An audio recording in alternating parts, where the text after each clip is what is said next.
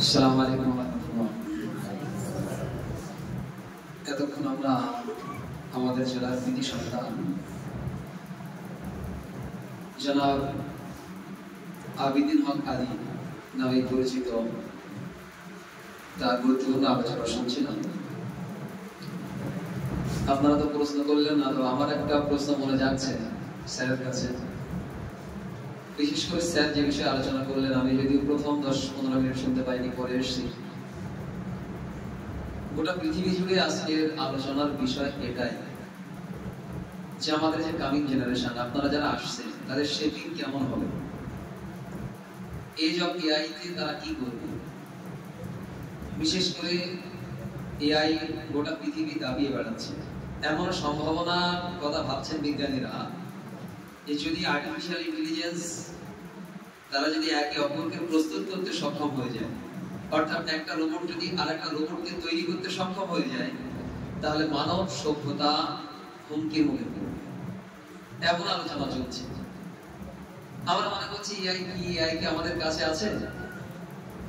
আজ থেকে 20 বছর আগে যখন এটিএম ছিল না, তখন যদি গল্প করা হতো যে এমন একটা মেশিন আসবে যে টাকা গুনে আমাদেরকে দেবে, আবার নিখুঁত ভাবে টাকা গুনে সে নিয়েও নেবে, একটা নোট যদি একটু ময়লা হয় সেটাকে রিজেক্ট করবে, এই গল্প যদি করা হতো, এটিএম কেউ দেখেনি এই সময়, কেউ বিশ্বাস করতো না।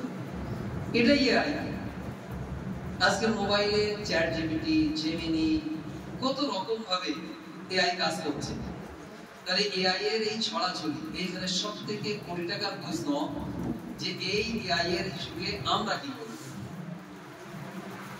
আগে মাটি কাটতো মানুষ, আগে ইটভাটা আসে আশপাশে, সেখানে মানুষ মাটি কাটতো, মানুষ কাদা তৈরি করতো। এখন মেশিন মাটি কাটে, মেশিন কাদা তৈরি করে, আবার মেশিন ইটও প্রস্তুত করে, তাই তো? তাহলে মানুষ কি করবে? আগে ব্যাংকে অনেক লোক লাগতো, নোট গুনতে হতো, এখন মেশিন দিয়ে নোট গুনে দেওয়া হয়। আগে টাকাগুলো বান্ডিল করার জন্য মানুষ লাগতো, টাকাগুলো বয়ে নিয়ে যাওয়ার জন্য আরো মানুষ লাগতো, কত মানুষের প্রয়োজন হতো।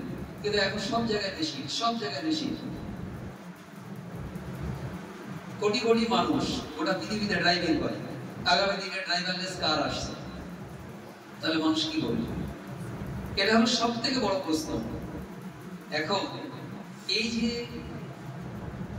এআই এর এজ আসছে, গতকাল আমি যে সফর থেকে ফিরলাম, এমএফআরডির মূলত আজকে কয়েক বছর ধরে, গত লকডাউনের পর থেকে তাদের মূল ফোকাস এর উপরে যে আমাদের আগামী প্রজন্ম, মাদ্রাসা, স্কুল, যে সাইডেই হোক, তারা এই এজ অফ এআই তে তারা কি করবে, তাদের রোল কি হবে, তারা কি করতে পারে, তাদের জন্য অপশন কি থাকবে, সব তো মেশিন কেড়ে নিচ্ছে, তাই তো?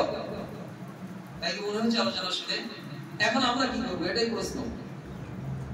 এই প্রশ্নের সংক্ষিপ্ত উত্তর হলো, দেখেন, ইন্টেলিজেন্স যেটা আর্টিফিশিয়াল, তার যত উন্নতি ঘটুক, তারপরেও সেটি মানুষের কন্ট্রোলে থাকবে,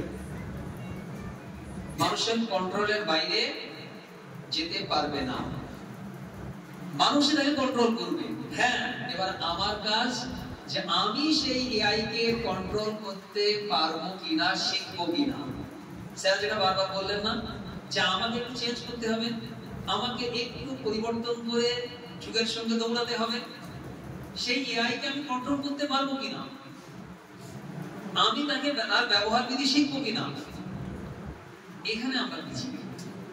সেই এআই এর কন্ট্রোলিং আমাদের হাতে নেই, আমরা সেটা জানার চেষ্টা করছি না, সেটা শিখছি না, সেটা আমাদেরকে শিখতে হবে। এই জন্য এমএফআরডি আজ 2-3 বছর ধরে আলোচনা চলছে, shaping generation educative in the age of AI.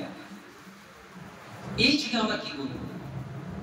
আর তারপরেও এআই এর সঙ্গে মানব সভ্যতার, মানবের একটা মৌলিক পার্থক্য, সেটি হলো এআই এর মধ্যে যেগুলো প্রোগ্রামিং করা থাকে, যে বিষয়গুলো ইনপুট করা থাকে, তার আউটপুট সে দিতে পারে, এবং কোটি কোটি ইনফরমেশন তার মধ্যে দেওয়া আছে, সে মিলিয়ে দুটো মিলিয়ে আবার কিছু একটু তৈরি করতে পারে। কিন্তু তারপরে মানুষের যে ব্রেনের কথা স্যার বললেন, যে 5,000 কোটি টাকা দাও একটা ব্রেনে, একটা ব্রেনের 100 ভাগের 10 ভাগ, সবথেকে বড় ব্রেনই যারা পৃথিবীতে বিখ্যাত হচ্ছে, 100 ভাগের 10 ভাগ তারা ব্যবহার করে পৃথিবী ছেড়েছে, 90 ভাগ আর ব্যবহার হয়নি। তাহলে আমরা কত শতাংশ ব্যবহার করি? 1-2%, 3%। এই জন্য ব্রেনকে যদি ব্যবহার করা হয়, কালামুল্লাহতে নামাজের জন্য আমরা জলসা করি, ওয়াজ করি, বক্তব্য রাখি, যে 82 বার নামাজের কথা বলা হচ্ছে, আর 612 বারের কম বেশি গবেষণার কথা বলা হচ্ছে। ইয়াতাফাক্কারুন, তাতাফাক্কারুন, ইয়াতাদাব্বারুন, আফালা ইয়ানজুরুন, এই ধরনের শব্দ ব্যবহার করা হয়েছে 612 বারের কম বেশি। এই জন্য স্যার যেটা আপনাদের মধ্যে ফুটিয়ে তুলতে চেয়েছেন, যে আমাদেরকে, আমরা এই জায়গায় আমাদের যে শিক্ষা ব্যবস্থা, এই শিক্ষা ব্যবস্থায় এই আর্টিফিশিয়াল ইন্টেলিজেন্সের মধ্যে যেটি থাকবে না, অর্থাৎ সহমর্মিতা, মানবের প্রতি প্রেম, অসহায়ের প্রতি ভালোবাসা, দুস্থের পাশে দাঁড়ানো, এক কথায় মানবতা বলে যে কথাগুলোকে মানবতার মধ্যে ভাবা যায়, এটা কিন্তু এআই এর মধ্যে থাকবে না। একটা রোবট দাঁড়িয়ে আছে, আপনারা দুজন লড়াই করছেন, একে অপরকে মার্ডার করছেন, রোবট ঠেকাতে আসবে না, কারণ এই সেন্স এখন তার মধ্যে দেওয়া সম্ভব হয়নি, যদিও চেষ্টা চলছে। এই জন্য এই এআই কে ব্যবহার করতে শিখতে হবে, এবং সেটা নেগেটিভ ভাবে নয়, পজিটিভ ভাবে। স্যার যেটা বলেন, মানুষের জন্য জীবনের সবথেকে মূল্যবান হলো যে সে পজিটিভ থিংকিং করতে পারে। ইসবাতি সোচ, বানপুই সোচ নেই। এই জন্য আমরা যারা মাদ্রাসায় পড়ছি, আমাদের যে আমরা কি করে এআই এর যুগে নিজেদেরকে গড়ে তুলবো, এআই কে নিজেদের কন্ট্রোলে রাখবো, এই বিষয়গুলো আমাদেরকে জানার চেষ্টা করা।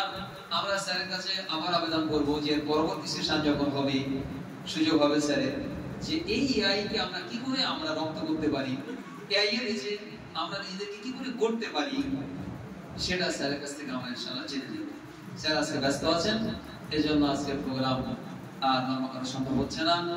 স্যার যেগুলো বললেন, এই বিষয়গুলো যাতে আমরা সকলেই মেনে নিতে পারি এবং নিজেদেরকে গড়তে পারি, এর সুযোগ, তৌফিক, ক্ষমতা আল্লাহ দেন। আমিন। ওয়া আখিরু দাওয়ানা আলহামদুলিল্লাহি রাব্বিল আলামিন।